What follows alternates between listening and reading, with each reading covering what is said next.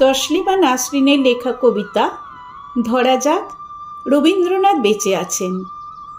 অসুখ বিসুখ নেই, শয্যাশায়ী নন, দিব্যি লিখছেন, গাইছেন, ভাবছেন, ভ্রমণ করছেন। বেঁচে থাকলে আমার চিঠির জবাব দিতেন তিনি। লিখতেন, তোমার সরলতা আর সততার কথা যখন বললে, এক মুহূর্তে আমার স্নেহ অধিকার করে নিলে তুমি। যদি চিঠি লিখতে দেরি হয়, লিখতে যদি নাও পারি, তাতেই বা এমন কি দুঃখ? তোমাকে যখন স্নেহ করি, তখন চিঠির চেয়েও আমার মন তোমার ঢের বেশি কাছে আছে। অনেক দিন না লিখলে বলতেন, ছোট হোক মন্দ হোক, একটা করে চিঠি আমায় রোজ লেখো না কেন বলো। আমাকে জোড়াসাঁকোর বাড়িতে ডাকতেন, কখনো শান্তিনিকেতনে। সোনাঝুরি বনে হাঁটতে হাঁটতে বলতেন, বিন্দুর মতো যেন না হই, যেন বাঁচি, যেন মৃণালের মতো হই, অথবা মৃণালের চেয়েও সাহসী। আমার দুঃখগুলো প্রেম কাঁটা তুলে ফেলার মতো আমার মন থেকে একটি একটি করে তুলে ফেলতেন। শিলং পাহাড়ে বেড়াতে নিয়ে 26-এর যুবক হয়ে উঠতেন। শেষের কবিতার অমিত হয়ে উঠতেন। হাতে হাত ধরে হাঁটতেন সুঠাম সুদর্শন। তার স্পর্শের উষ্ণতা আমার বড় শীতল একাকিত্বকে নিমেষে ঝর্ণার উচ্ছল জল করে দিত। গোটা বাংলা থেকে আমার আজীবন নির্বাসন, আমার গৃহবন্দিত্ব, আমার পায়ে পায়ে নিষেধাজ্ঞা, আমার মাথার মূল্য, পায়ের নিচে মাটি না থাকা। শুধু সমতা চেয়েছি বলে, শুধু সভ্য সুস্থ সমাজ চেয়েছি বলে, শুধু লিখেছি বলে, কবিতা বা গল্প প্রবন্ধ লিখেছি বলে।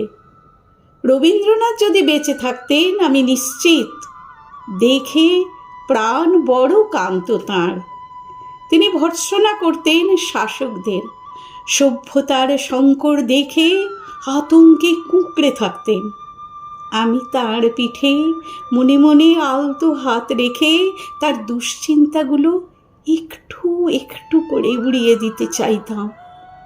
কপালে তিনি চুম্বন করতেন আমার। একদিন বলতেনই, ভোটে করে চলো শিলাইদহে যাই। আমার সারা মন থির থির করে কাঁপত আনন্দে। তার গভীর চোখ সেই আনন্দকে দেখতে পেত, তার আঙুল সেই আনন্দকে স্পর্শ করতে পারত। আমাকে স্বদেশের জল, মাটির স্বাদ গন্ধ দিতে তিনি শিলাইদহে নিতেন। বোটে শুয়ে আকাশে তাকিয়ে তাকিয়ে সন্ধ্যার মেঘমালা দেখতেন। আমি আতশোয়া হয়ে আকাশ নয়, তাকেই দেখতাম অপলক। তখন আমার অমল ধবল মনে মন্দ মধুর হাওয়া। তখন চারদিক থেকে নির্জনতা তার জলতরঙ্গ বাজিয়ে যেত। তখন তিনি গেয়ে উঠতেন, আমি কান পেতে রই। গান শেষে হেসে আরও কাছে ডেকে বলতেন, এই তারাময় আকাশের নিচে আবার কি কখনো জন্ম নেব?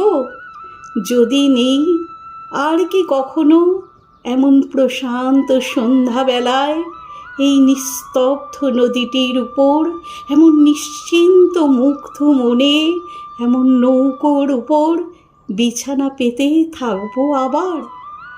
তার একটি হাত আমার হাতের মুঠোয় নিয়ে বলতাম, আবার কেন জন্ম নিতে হবে? আপনার এক জন্মই সহস্র জন্মের সমান। সারা রাত পূর্ণিমার জলে স্নান করে কবি গা মোছেন আমার আঁচলে। অস্ফুট কণ্ঠে ভোর রাত্রিরে বলেন, শিলাইদহে আমি কেন আসি জানো? প্রকৃতির শুশ্রূষা পাবো বলে আসি। আজ তোমার শুশ্রূষাও পেলাম। কুঠিবাড়ি থেকে যেতে যেতে বলেন, তুমিও তো প্রকৃতি ভালোবাসো, যাও দেখে এসো গাছপালা, নদী, হাওর। এ তোমার সোনার বাংলা, এ তোমার দেশের মাটি। আমি নিশ্চুপ শুনি, আমার কাঁধে তাঁর ডান হাত। কোনো ভয় নেই, আমার আশীর্বাদ তোমার সঙ্গে আছে। আমি তবু নিরুত্তর। কুঠিবাড়িতে পৌঁছে বলেন, তৈরি হয়ে নাও, সকালের গাড়িতে তোমাকে আমিই উঠিয়ে দেব। তবু আমি নতমুখ দাঁড়িয়ে থাকি। বলি, আমি তো যাব না কোথাও। কেন, ব্রহ্মপুত্রে সাঁতার কাটবে না? দেখবে না তোমার বাড়িঘর, তোমার উঠোন, উঠোনের ঘাসের উপর একটি শিশির বিন্দু? তার আর দরকার হবে না। কেন হবে না? রবীন্দ্রনাথ বিস্ময়ে থমকে দাঁড়ান।